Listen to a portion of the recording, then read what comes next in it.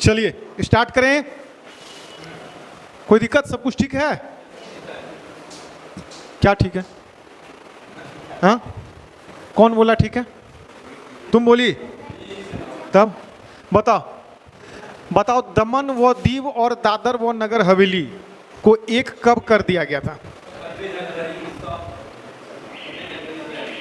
26 जनवरी 2020। प्रियांशु आया था? तुम कल नहीं आया था? दोनों नहीं आया था? क्यों नहीं आया था? चलिए आप बताइए। प्रीति, आप हमको ये बताइए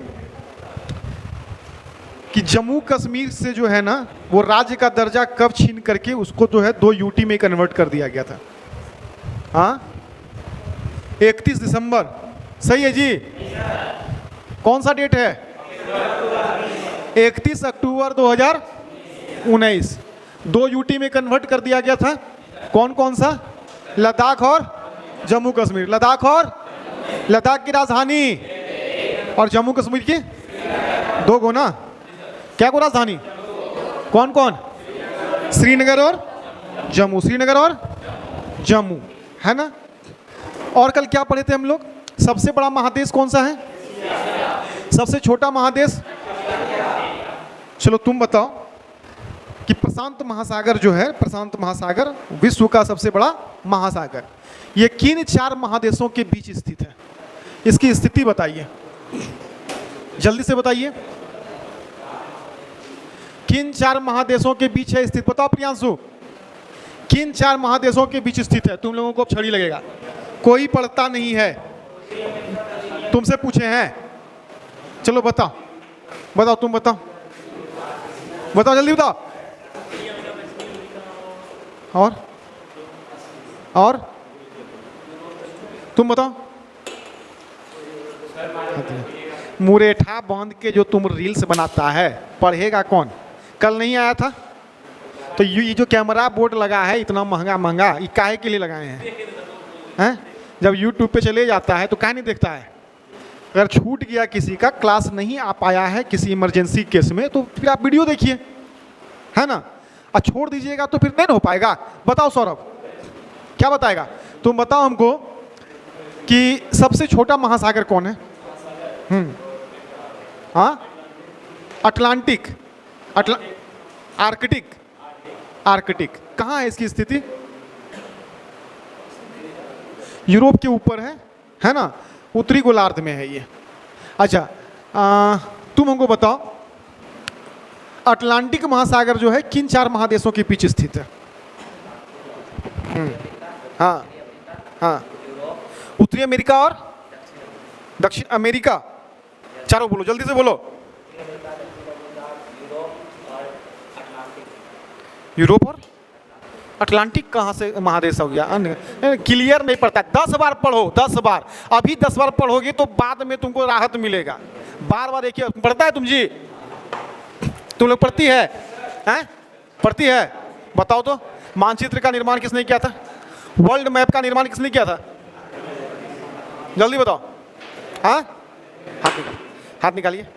एकदम नहीं पढ़ती। तुम पढ़ती है? बताओ, वर्ल्ड मैप का निर्माण? अच्छा, भारतीय मैप का निर्माण? ग्लोब का निर्माण? ग्लोब का निर्माण?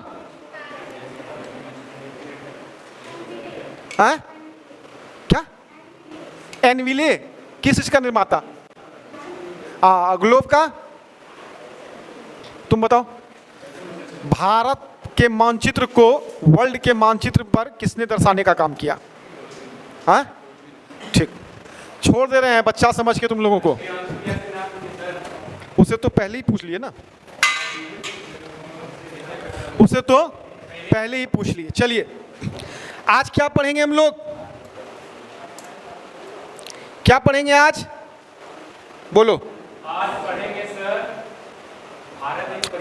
देखिए आज हम लोग पढ़ते हैं देशांतर और अक्षांश, है ना? आज हम लोग देखेंगे अक्षांश रेखा और देशांतर रेखा के बारे में, है ना? लैटिट्यूड लाइन और लॉन्गिट्यूड लाइन, इसको इंग्लिश में क्या बोलते हैं? लैटिट्यूड और लॉन्गिट्यूड, है ना? लैटिट्यूड और लॉन्गिट्यूड। देखो एक बात बता रहे हैं, किसी भी देश की स्थिति या फिर किसी चीज की भी स्थिति पृथ्वी पर पता करने के लिए ग्लोब पर तुम लोग देखे होगे एक लाइन ऐसे खींचा गया है, गोलाकार, है ना, लैटिट्यूड लाइन जिसको बोलते हैं, अक्षांश रेखाएं, और एक लाइन ऊर्ध्वाधर खींची गई है जिसको लॉन्गिट्यूड लाइन बोलते हैं, जिसको देशांतर रेखा बोलते हैं हिंदी में। तो ये दो प्रकार की जो है मानव निर्मित रेखाएं, मानव के द्वारा खींचा गया ग्लोब पर क्या है, पृथ्वी पर क्या है, रेखा है।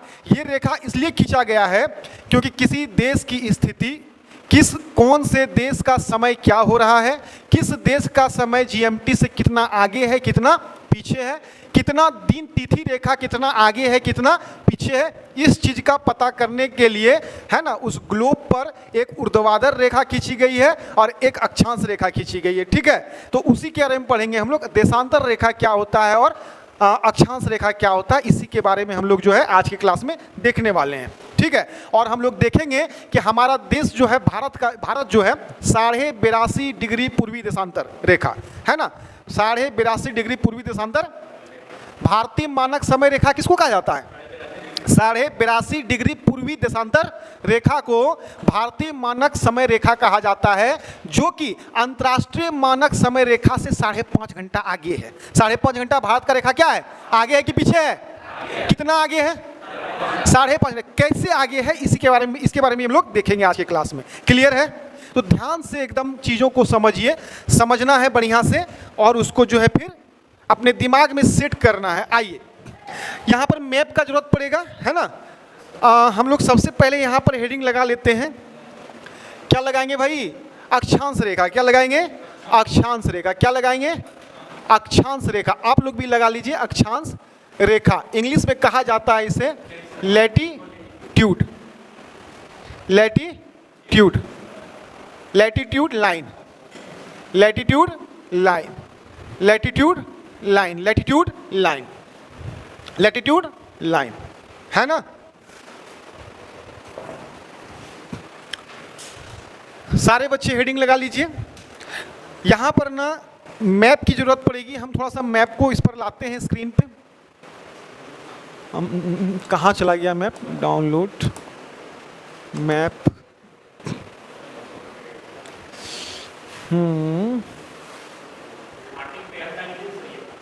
कौन सा ले ले?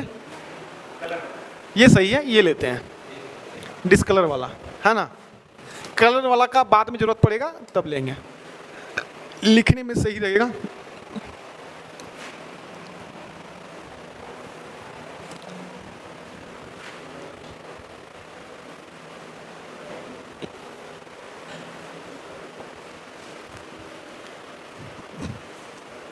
चलो भाई, ये तुम लोग को दिख रहा है?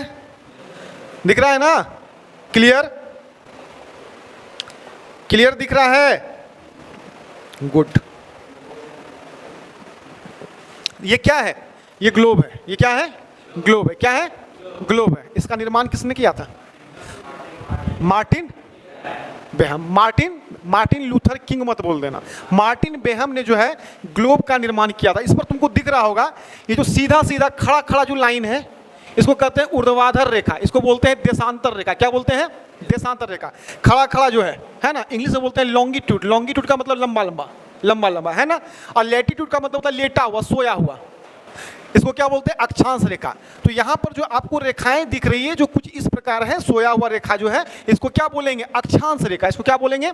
अक्षांश रेखा। क्या बोलेंगे इसको? अक्षांश रेखा। तो यहाँ पर पहले आप ये देखिए, आप पहले यहाँ पर ये देखेंगे, देखो ये यहाँ पर जो ये बिंदा आप देख रहे हैं, यहाँ पर जो ये बिंदा आप देख रहे हैं, ये बिंदा, इसको बोलते हैं हम लोग उत्तरी ध्रुव। उत्तरी ध्रुव, इसको क्या बोलते हैं? क्या दिख रहा है आप लोगों को? उत्तरी ध्रुव। क्या बोलते हैं इसको? उत्तरी ध्रुव। इंग्लिश में क्या बोलेंगे इसको? North pole. क्या बोलेंगे इंग्लिश में? North pole. ऊपर वाला जो ये बिंदा दिख रहा है, इसको क्या बोलेंगे? उत्तरी ध्रुव हिंदी में, और इंग्लिश में नॉर्थ पोल। ध्यान से सुनिए बातों को, है ना। उसके बाद जो आपका नीचे वाला जो ये रेखा है, ये बिंदु जो है, इसको क्या बोलेंगे? हाँ गुड, दक्षिणी ध्रुव। दक्षिणी ध्रुव। और इंग्लिश में क्या बोलेंगे? सदर्न पोल या साउथ पोल। South pole. यहां तक क्लियर है? यहां तक क्लियर है? सर इसके बीचों बीच जो एक रेखा खींची गई है, इसके बीचों बीच जो एक रेखा खींची गई, ये वाली रेखा जो खींची गई, आप लोग समझना है। ये सब फिगर बाद में घर में जाके बना लीजिएगा, अभी हड़बड़ी में क्या होगा, फिगर भी नहीं बनेगा और यहाँ पर जो हम समझाना चाह रहे हैं वो समझ में भी नहीं आएगा, इसलिए पूरा यहाँ समझिए। इसके बीचों बीच जो ये लाइन खींची गई है, ये इस पृथ्वी को दो भाग में बांटती है, दो भाग में बांटती है। और इस लाइन को हम लोग कहते हैं, क्या कहते हैं? 0 डिग्री अक्षांश रेखा। 0 डिग्री अक्षांश रेखा क्या कहते हैं? 0 डिग्री अक्षांश रेखा क्या कहते हैं? 0 डिग्री अक्षांश रेखा। इसको जो है भूमध्य रेखा भी कहा जाता है, भूमध्य, यानी कि पूरे भूमि को बीचों बीच काटने वाली ये बीच में जो रेखा है मध्य में, इसलिए बोलते हैं इसको भूमध्य रेखा। और क्या बोलते हैं इसको? विषुवत रेखा भी कहा जाता है। सर क्या कहा जाता है? विषुवत रेखा। क्या कहा जाता है? विषुवत रेखा। और इंग्लिश में क्या बोलेंगे इसको? Equator, EQUATOR। इंग्लिश में क्या बोलेंगे इसको? इक्वेटर। इंग्लिश में क्या बोलेंगे इसको? इक्वेटर। अच्छा, इस पूरे जो है ग्लोब को जो बीचों बीच काटने वाली एक रेखा का निर्माण किया गया है मानव के द्वारा। ये सब रेखा क्या पहले ही से है? नहीं, ये रेखा इसलिए खींचा गया है ग्लोब पे ताकि कौन से देश की स्थिति कहां पर है, किसका कौन से देश में समय क्या हो रहा है, जीएमटी से कितना आगे है, कितना पीछे है, किस देश में कौन सा तारीख चल रहा है, ये सब पता करने के लिए जो है ये रेखा का निर्माण किया गया है ग्लोब पे मानव के द्वारा। समझ में आ रहा है? अब बीचों बीच जो इसको दो भागों में काटती है, विभाजित करती है, उसको क्या बोलते हैं? 0 डिग्री अक्षांश रेखा, भूमध्य रेखा और विषुवत रेखा, इसको बोलते हैं इंग्लिश में इक्वेटर। समझ में आया? अच्छा सर, बीचों बीच जो काटती है तो ये ऊपर वाला जो पार्ट हो गया, ऊपर वाला, इसको बोलेंगे, इसको क्या बोलेंगे? इसको बोलेंगे हम लोग northern hemisphere. Northern hemisphere, northern का मतलब होता है उत्तरी गोलार्ध, हेमिस्फीयर का मतलब होता है गोलार्ध, तो इसको क्या बोलेंगे? उत्तरी गोलार्ध। उत्तरी गोलार्ध। गोलार्ध का मतलब होता है गोला का आधा, ये पूरा गोल था, इसका आधा इतना था, इसको बोलेंगे उत्तरी गोलार्ध। कोई दिक्कत? इसको क्या बोलेंगे? दक्षिणी गोलार्ध। इसको क्या बोलेंगे? दक्षिणी गोलार्ध। इसको क्या बोलेंगे? अरे तुम लोग भी थोड़ा सा बोला करो। इसको क्या बोलेंगे? दक्षिणी गोलार्ध। तो इस ग्लोब को दो भागों में बांट दिया ना, किसने बांटा? इसने बांटा, भूमध्य रेखा ने बांट दिया। ऊपर वाला पूरा पार्ट आ गया उत्तरी गोलार्ध, नीचे वाला पूरा पार्ट आ गया दक्षिणी गोलार्ध। यहां तक किसी को कोई दिक्कत? कोई दिक्कत नहीं है। अब देखो यहां पर इसका मध्य जो सेंटर होगा ना, इसको काट के फाड़ के भी दिखा सकते हैं हम, उसका भी फोटो कल लेके आएंगे। तो जब एकदम सेंटर, जब मध्य में जाएंगे तो मध्य से ना एक एक डिग्री पर ये वाला लाइन खींचा गया। ये तो कोई तुमको लाइन दिख रहा है ना, ये वाली एक लाइन, ये वाली एक लाइन दिख रही है, ये वाली एक लाइन, ये वाली एक लाइन, ये लाइन जो है एक एक डिग्री पर खींचा गया एक लाइन है। यहां हम सेंटर में आ गए, सेंटर से 1 डिग्री का कोण बनाए और जहां पर कोण बना वहां पर एक लाइन खींच दिए, फिर 1 डिग्री का कोण बनाए, फिर एक लाइन खींच दिए। तो इस तरह कोण बनते कहां तक लाइन आ जाएगा? सर 90 को लाइन आएगा। क्या को लाइन आएगा? 90 को। 1 डिग्री का कोण, देखो यहां से लेके यहां तक में 90 तो ही होता है। 90 डिग्री का कोण बनता है कि नहीं? यहाँ पे यहाँ पे 90 डिग्री का कोण बनता है कि नहीं जी? तो 1 डिग्री का कोण बना, एक लाइन खींच दिए, 2 डिग्री का कोण बना, दूसरा लाइन खींच दिए, और करते करते 90 डिग्री का कोण बनेगा तो यहाँ पर एक लास्ट लाइन होगा। तो टोटल इसके ऊपर कितना रेखा? 90 को। टोटल इसके ऊपर कितना रेखा? तो 90 को अक्षांश रेखा ऊपर और 90 को अक्षांश रेखा नीचे, यानी कि टोटल मिला करके 180। 90 और 90 आएगो बीच हल्का छोड़ देगा, तो टोटल अक्षांश रेखा कितना? टोटल अक्षांश रेखा कितना? अब देखो यहां पर हम एक बात बता रहे हैं, वो सब तो बात की बात है। यहां पर एक रेखा खींची गई है, ये वाली एक रेखा, ये वाली खींची गई है, जिसको बोलते हैं 23.5 डिग्री। क्या बोलते हैं? 23.5 डिग्री दक्षिणी अक्षांश रेखा। क्या बोलेंगे? 23.5 डिग्री दक्षिणी अक्षांश रेखा। दक्षिणी अक्षांश रेखा, 23.5 डिग्री दक्षिणी अक्षांश रेखा, जिसको ट्रॉपिक ऑफ कैप्रिकॉर्न कहा जाता है इंग्लिश में। क्या कहा जाता है? Tropic of Capricorn. क्या कहा जाता है? Tropic of Capricorn. किसको कहते हैं sir? Tropic of Capricorn. 23.5 degree दक्षिणी अक्षांश, ये दक्षिण में है ना जी, दक्षिण में है, इसलिए बोलते हैं इसको 23.5 डिग्री दक्षिणी अक्षांश रेखा। अक्षांश रेखा। अच्छा सर, ऊपर भी तो 23.5 डिग्री होगी, तो यहाँ पर ये वाला जो आपका हिस्सा है, ये वाला जो आपका हिस्सा है, ये वाला लाइन, ये लाइन, इसको हम लोग क्या बोलेंगे? इसको हम लोग बोलेंगे 23.5 डिग्री, 23.5 डिग्री क्या बोलेंगे, 23.5 डिग्री उत्तरी अक्षांश रेखा। क्या बोलेंगे, 23.5 डिग्री उत्तरी अक्षांश रेखा, उत्तरी अक्षांश रेखा। सर इसको इंग्लिश में क्या बोलते हैं, तो इसको बोलते हैं कैंसर। क्या बोलते हैं, tropic of Cancer, tropic of Cancer, tropic of Cancer, है ना, ट्रॉपिक ऑफ कैंसर 23.5 डिग्री उत्तरी अक्षांश रेखा। सुनो, यही वह रेखा है 23.5 डिग्री जो भारत को बीचों बीच दो भागों में बांटती है, दो भागों में बांटती है और भारत के 8 राज्यों से होकर के गुजरती है। 23.5 डिग्री उत्तरी अक्षांश रेखा जो है ना, ये भारत को बीचों बीच बांटने का काम करती है और भारत के 8 राज्यों से होकर के ये रेखा गुजरती है, ये रेखा गुजरती है। देखो आपको यहां पर दिख रहा होगा भारत, यहां पर दिख रहा है भारत, यहां पर दिख रहा है ना भारत जी, ये देखो इसके नीचे श्रीलंका है ना, तो ये जो रेखा इसी पे चढ़ के गुजरती है ना, यानी कि भारत के बीचों बीच गुजरती है। सुनिए अब सर, ऊपर में जो ये रेखा है, इसके ऊपर में एक 66.5 डिग्री पर बना एक रेखा है। ये रेखा जो है 66.5 डिग्री, कौन सा, 66.5 डिग्री उत्तरी अक्षांश रेखा इसको बोलेंगे। क्या बोलेंगे, उत्तरी अक्षांश रेखा, 66.5 डिग्री उत्तरी अक्षांश रेखा, उत्तरी अक्षांश रेखा। इसको क्या बोलते हैं, इसको जो है, इसको इंग्लिश में आर्कटिक सर्कल भी कहा जाता है। क्या कहा जाता है, आर्कटिक सर्कल, आर्कटिक सर्कल इसको इंग्लिश में कहते हैं। क्या कहते हैं, आर्कटिक सर्कल। किसको कहते हैं, 66.5 डिग्री उत्तरी अक्षांश रेखा को। सर नीचे में भी तो होगा 66.5 डिग्री, हाँ बिल्कुल होगा। ये वाली जो रेखा है ये 66.5 डिग्री है। क्या है, 66.5 डिग्री पर जो बनी एक रेखा है, इसको आप लोग हिंदी में क्या बोलेंगे, इसको क्या बोलेंगे, क्या बोलेंगे इसको बोलेंगे दक्षिणी, 66.5 डिग्री दक्षिणी अक्षांश रेखा। क्या बोलेंगे, अक्षांश रेखा, अक्षांश रेखा। इंग्लिश में क्या बोलेंगे सर, इसको बोलेंगे, देखो इसको बोले आर्कटिक, तो इसको बोलेंगे अंटार्कटिका सर्किल। क्या बोलेंगे, अंटार्कटिका, अंटार्कटिका सर्कल। क्या बोलेंगे, अंटार्कटिका सर्कल। ठीक है, 66.5 डिग्री दक्षिणी अक्षांश रेखा को क्या कहते हैं हम लोग, अंटार्कटिका सर्कल। 66.5 डिग्री उत्तरी अक्षांश रेखा को क्या कहते हैं, आर्कटिक सर्कल। इतना समझ में आया, इतना समझ में आया।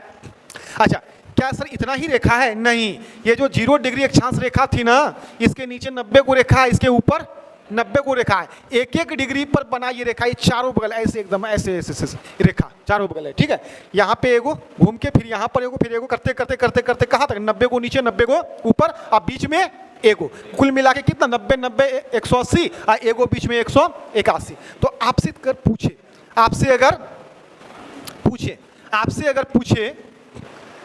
अगर ये पूछे कि टोटल अक्षांश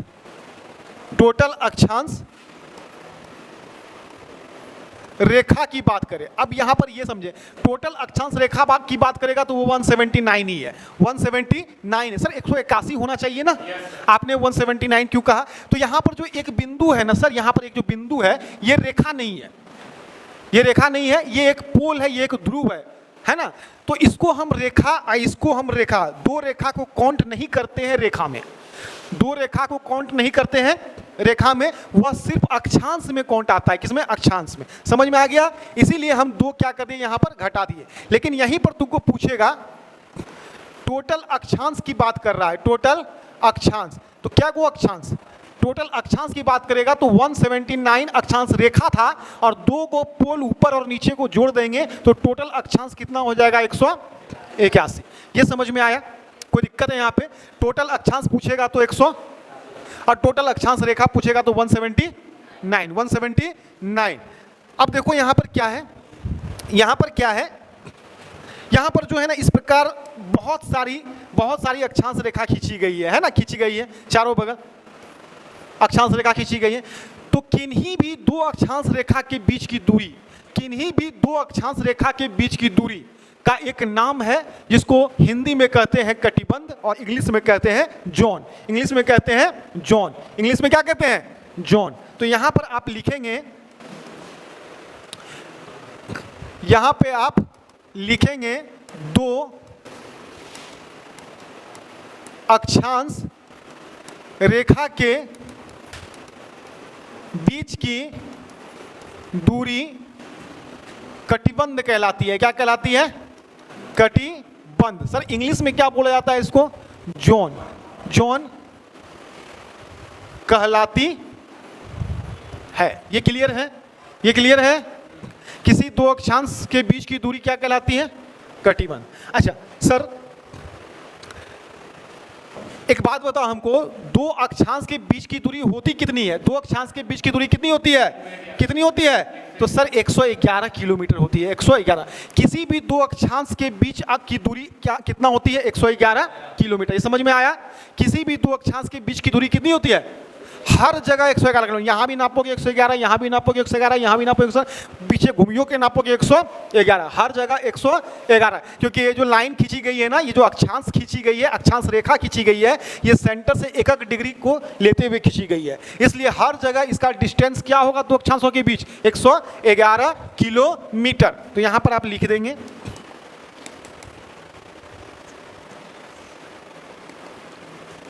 दो अक्षांशों के बीच की दूरी 111 किलोमीटर होती है। समझ में आया ये चीज बाबू? समझ में आया? एक चीज और समझो, दो डेट है, दो डेट है। एक डेट है भैया, एक डेट है 21 जून का, एक डेट है 21 जून का, एक डेट है 21 जून का, एक डेट है सर 22 दिसंबर का, एक डेट है 22 दिसंबर का, एक डेट है 22 दिसंबर का। अब सुनो थोड़ा सा यहाँ पे, 22 दिसंबर को क्या मनाते हैं हम लोग? योगा दिवस। सबसे बड़ा दिन 25 दिसंबर होता है ना। देखो एक चीज यहाँ पर, ये 21 जून को क्या होता है और 22 जून को क्या होता है, यहाँ पर देखिए।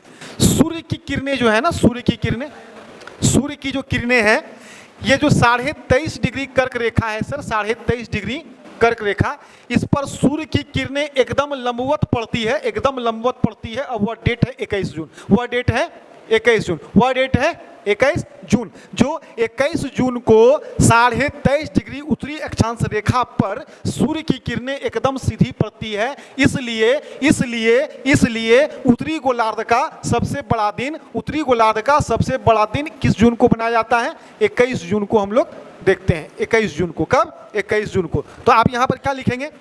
21 जून को लिखेंगे। देखो इसको ना कर्क संक्रांति भी कहते हैं। इसको क्या कहते हैं?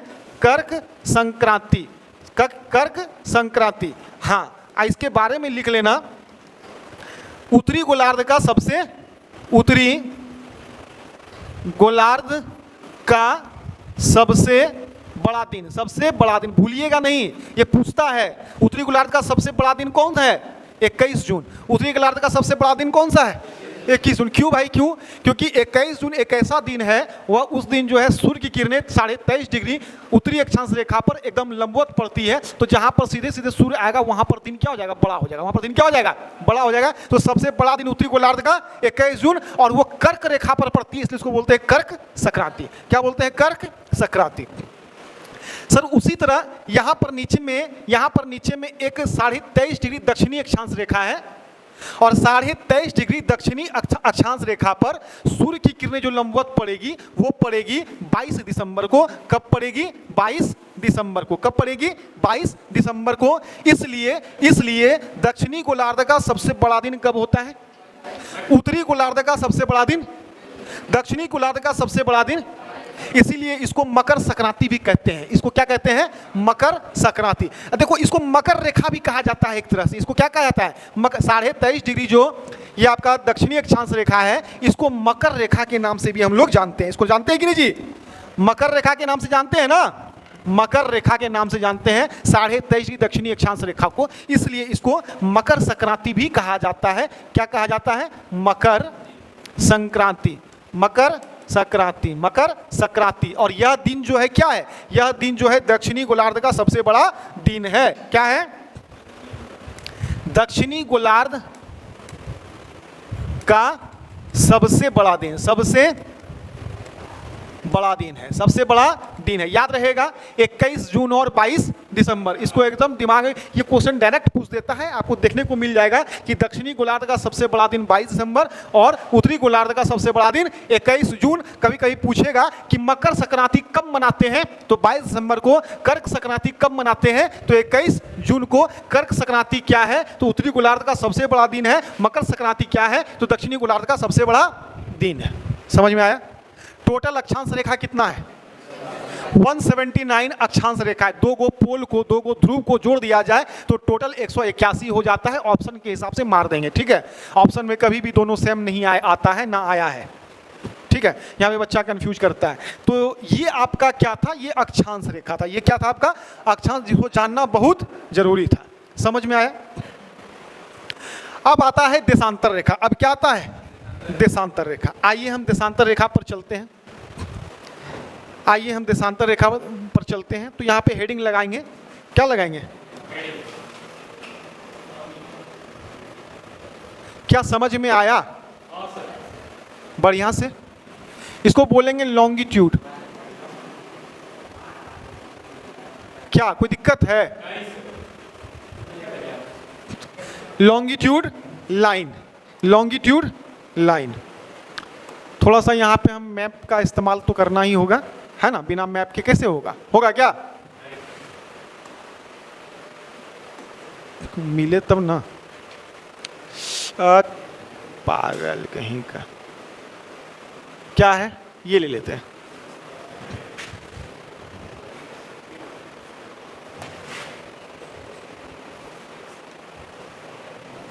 आ गया ना जी?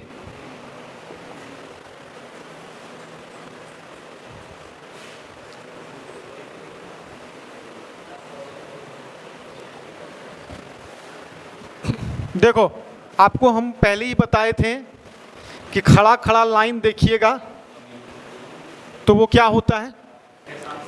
देशांतर रेखा। और सोया सोया लाइन देखिएगा तो अक्षांश रेखा।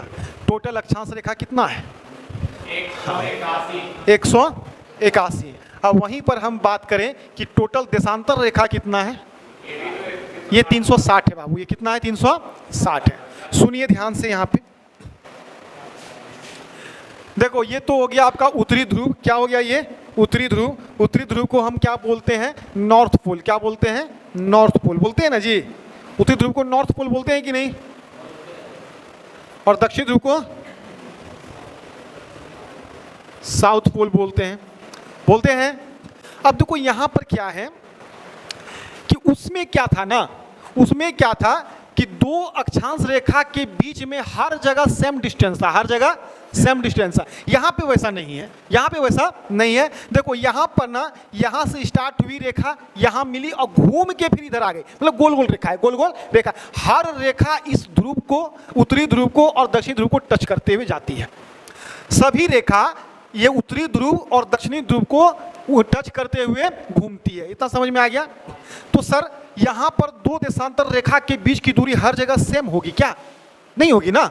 सेम कहाँ से होगी? यहाँ ज़्यादा, यहाँ कम। काहे कि यहाँ पर तो सट रही है, ऊपर सट रही है, नीचे सट रही है, बीच में फैल हो रही है। तो सबसे अधिक दो देशांतर रेखा के मध्य की दूरी कहाँ पे होगी? सर ध्रुव पे। देखो एक रेखा है यहाँ पे बाबू, एक रेखा जो ये वाली थी, ये वाली जो रेखा है बीचों बीच, इसको क्या बोलते हैं? इसको बोलते हैं भूमध्य रेखा। इसको बोलते हैं इक्वेटर। इसको क्या बोलते हैं? इक्वेटर। इक्वेटर। इसको क्या बोलते हैं? 0 डिग्री, 0 डिग्री अक्षांश रेखा बोलते हैं ना। इसको 0 डिग्री अक्षांश रेखा बोलते हैं कि नहीं? तुम लोग सुस्त मत हो, ठीक है। इसको क्या बोलते हैं? 0 डिग्री अक्षांश रेखा। या फिर इसको भूमध्य रेखा भी कहते हैं। क्या कहते हैं इसको? भूमध्य रेखा। क्या बोलते हैं? भूमध्य रेखा। भूमध्य रेखा जो पृथ्वी को दो बराबर भागों में बांटती है। ऊपर हो गया उत्तरी गोलार्ध, नीचे हो गया दक्षिणी गोलार्ध। लेकिन यहां पर एक जो ये रेखा खींची गई है, इसको मानते हैं 0 डिग्री देशांतर रेखा। इसको क्या मानते हैं?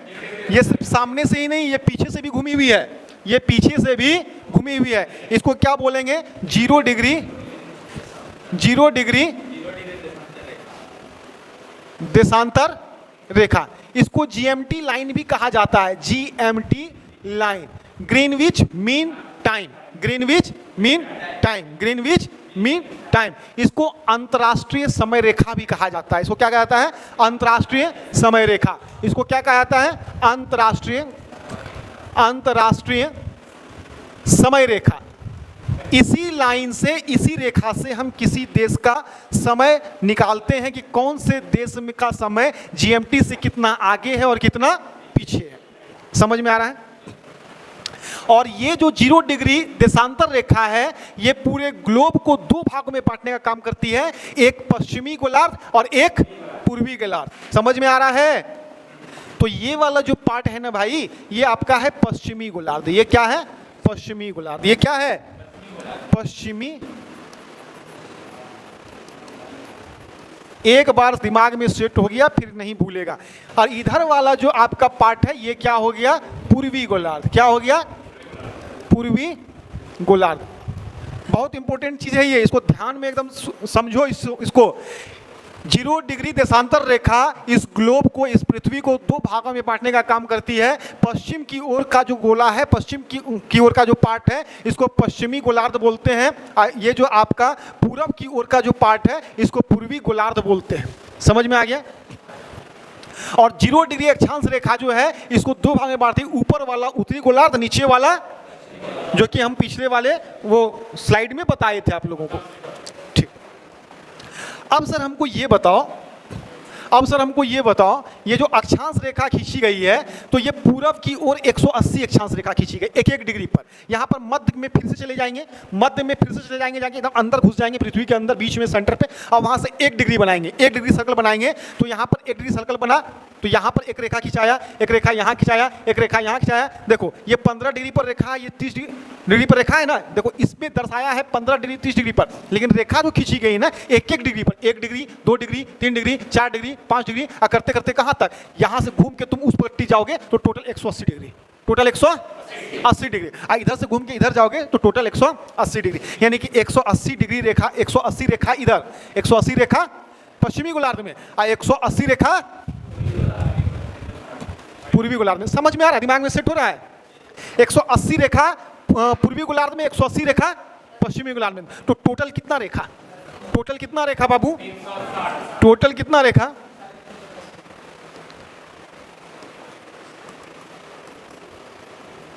टोटल देशांतरीय रेखा कितना? 180 प्लस 180 बराबर 360। 360 टोटल रेखा है। 1-1 डिग्री पर घूमते पूरा पृथ्वी गोल होती है ना जी। ग्लोब कैसा है? गोल है। 360 डिग्री का एंगल है, 360 डिग्री का एंगल। तो 1-1 डिग्री पे बना है, 1-1 डिग्री पे बना है, तो 360 रेखा नहीं बनेगा। उसके बाद यहां पर आप लिखेंगे, देखो यहां पर 2 रेखा, यानी कि 1-1 डिग्री पर जो रेखा खींचा गया है, तो 2 रेखा, 2 देशांतरीय रेखा के बीच वाले जगह को क्या बोलते हैं? क्या बोलते हैं? गोरे। क्या बोलते हैं? गोरे। क्या बोलते हैं? गोरे। क्या बोलते हैं? गोरे। तो यहां पर लिख लो, 2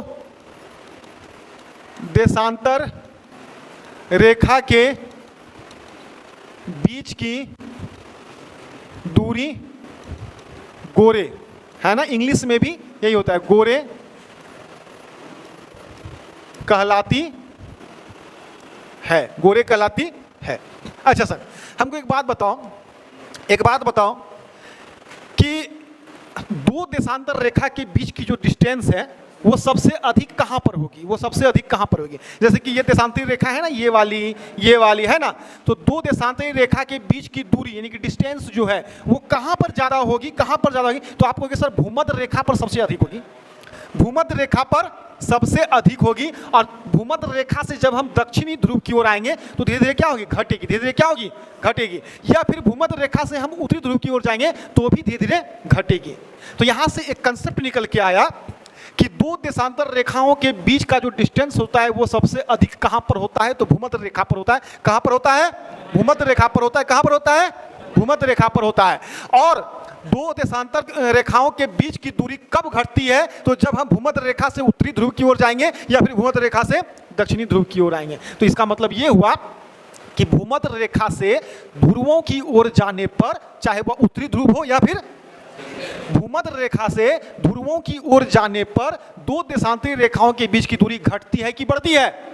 घटती है। और ध्रुव से देशांतर रेखा के पास, ध्रुव से भूमध्य रेखा के पास आएंगे तो दो देशांतर रेखाओं के बीच की दूरी क्या होगी? बढ़ेगी। तो उसको हम यहां पे लिख दे रहे हैं आपको बढ़िया से।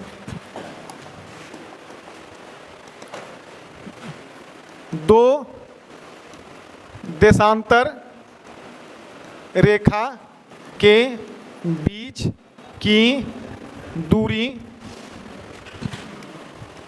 भूमध्य रेखा पर सबसे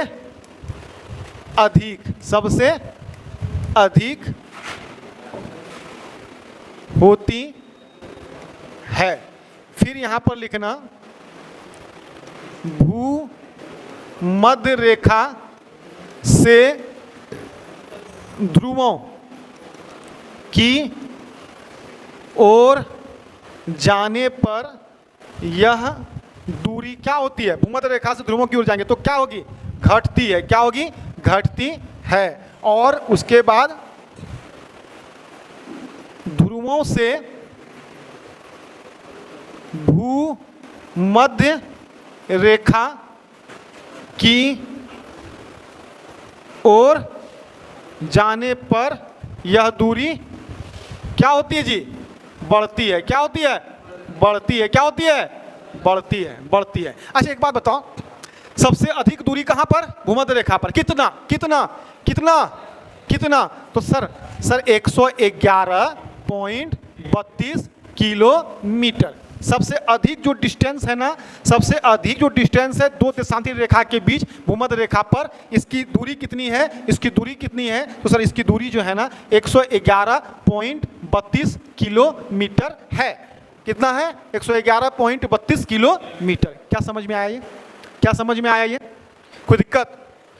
एक चीज और समझिए सर, ये ग्रीनविच क्या है? ये जो जीएमटी लिखे हैं इसका फुल फॉर्म क्या होता है? Greenwich mean time. Greenwich mean time, इसी को कहते हैं अंतर्राष्ट्रीय समय रेखा। अंतर्राष्ट्रीय समय रेखा। किसी को कुछ समझ में नहीं आ रहा था कि कहां से हम जो है 0 डिग्री किस रेखा को बनाए, 0 डिग्री किस रेखा को बनाए, ये किसी को समझ में नहीं आ रहा था। तो क्या किया, आवताओं में एक ब्रिटेन में एक वैधशाला है, जहाँ कहाँ है? तो ग्रीनविच, ब्रिटेन में एक जगह है ग्रीनविच, और ग्रीनविच शहर में एक वैधशाला है पड़ता है। ग्रीनविच शहर में क्या पड़ता है? एक वैधशाला। तो वहीं से जो है एक लाइन खींच दिया गया और उसको क्या रखा गया? उसका नाम 0 डिग्री देशांतर रेखा, उसी का नाम रखा गया GMT, ग्रीनविच मीन टाइम। मतलब कि अब इसी ग्रीनविच मीन टाइम के अनुसार ही किसी देश का समय कितना आगे है इसका पता चल पाएगा, और किसी देश का समय कितना पीछे है इसका भी पता चल पाएगा। किस रेखा के हिसाब से? तो 0 डिग्री देशांतर रेखा के हिसाब से, GMT लाइन के हिसाब से, अंतर्राष्ट्रीय समय रेखा के हिसाब से। समझ में आया? समझ में आया कि नहीं आया? यहां पर ना एक ब्रिटेन बसा हुआ है। यहां पे क्या बसा है? ब्रिटेन। यूरोप का एक देश है ब्रिटेन, है कि नहीं है? यूरोप का एक देश है कि नहीं ब्रिटेन? एशिया का देश इस तरह भारत, उधर यूरोप का एक देश ब्रिटेन।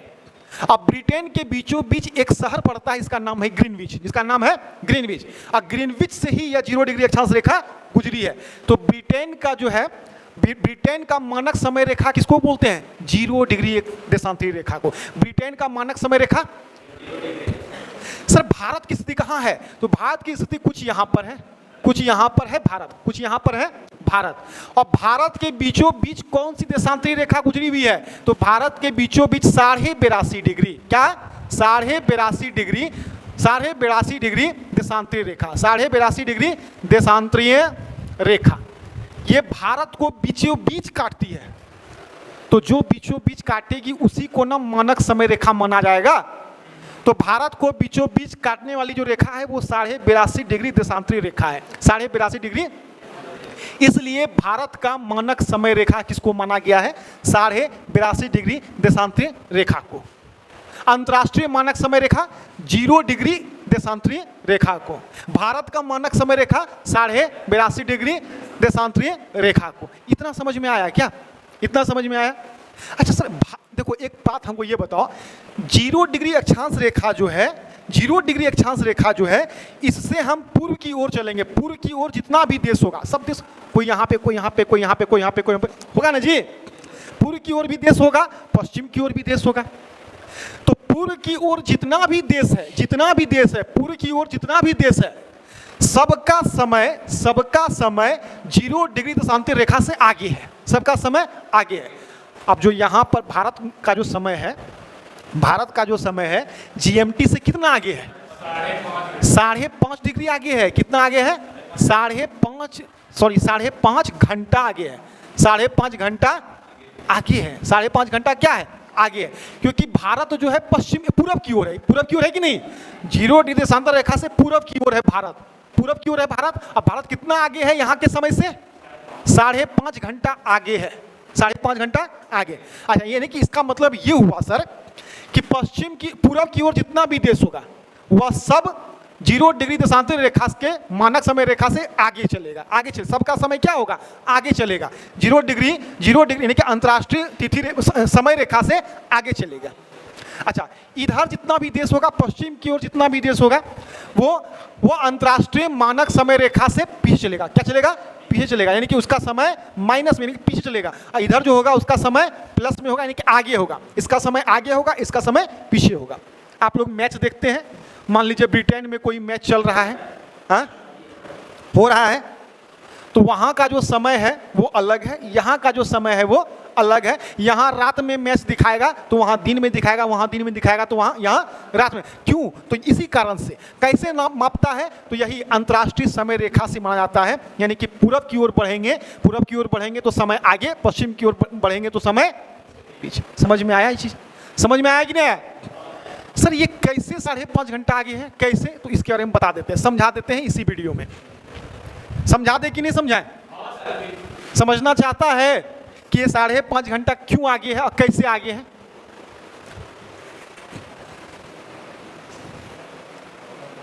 देखो, समझो बाबू, समझो।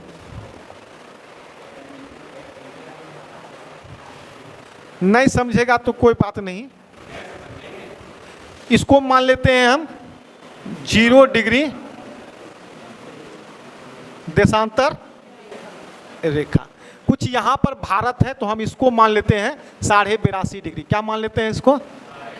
82.5 डिग्री देशांतर रेखा, जो कि भारत का मानक समय रेखा है। इसी को बोलते हैं भारत का मानक समय रेखा। कोई दिक्कत है क्या यहाँ तक? 82.5 डिग्री देशांतर रेखा को ही भारत का मानक समय रेखा माना गया है, क्योंकि ये भारत को बीचों बीच काटती है। यहाँ पे क्या है, हमको तो फिगर बनाने नहीं आता है बाबू, लेकिन यहाँ पे मान लो कि ये भारत है। क्या है? ये भारत है। क्या है? भारत है। इसको बीचों बीच काट रही है। इसको जो बीचों बीच काटेगी ना तो 5 राज्यों से होकर गुजरती है। क्या राज्यों से? 5 राज्यों से। क्या राज्यों से? 5 राज्यों से। अभी ज़्यादा डिस्कस नहीं करेंगे इस पर, लेकिन थोड़ा सा हम बता देते हैं।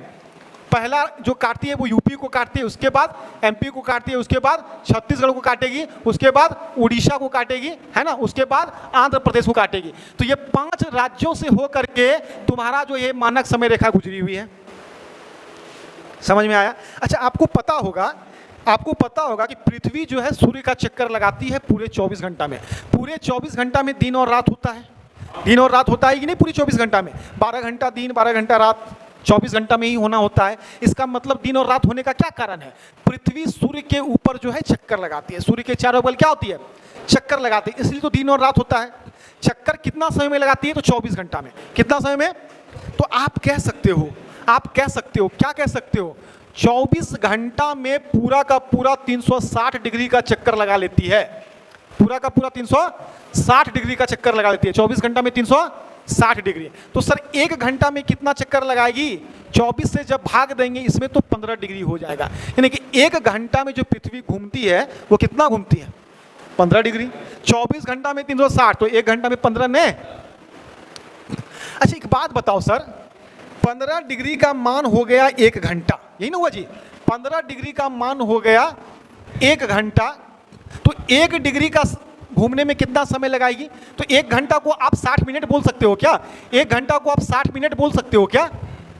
तो 15 डिग्री घूमने में 60 मिनट, तो 1 डिग्री घूमने में 4 मिनट। 15 चौकी 60, इतना समझ में आया? 1 डिग्री घूमने में 4 मिनट। 1 डिग्री घूमने में, तो 1 डिग्री बराबर भारत का मानक समय रेखा कितना डिग्री पे है? 8.5। अच्छा, एक बात बताओ, 1 डिग्री का मतलब 4 मिनट, तो आधा डिग्री का मैं 2 मिनट, हाँ, और 82 डिग्री, सुनो इधर, सुनो सुनो सुनो, 1 डिग्री 4 मिनट, 82 डिग्री 82 गुना 4, 82 गुना 4 कर लो, 4 दूना 8, 8 चौके 32, यानी कि 328 मिनट। सुनो बाबू सुनो, 82 डिग्री का मतलब 328 मिनट और आधा डिग्री का मतलब 2 मिनट, दोनों को हमने जोड़ दिया तो टोटल कितना मिनट, 330 मिनट। यानी कि आप ये कह सकते हैं कि 1 डिग्री का मतलब होता है 4 मिनट 60, तो 82.5 डिग्री का मतलब हो गया 82 नहीं, 82.5 डिग्री का मतलब हो गया 330 मिनट।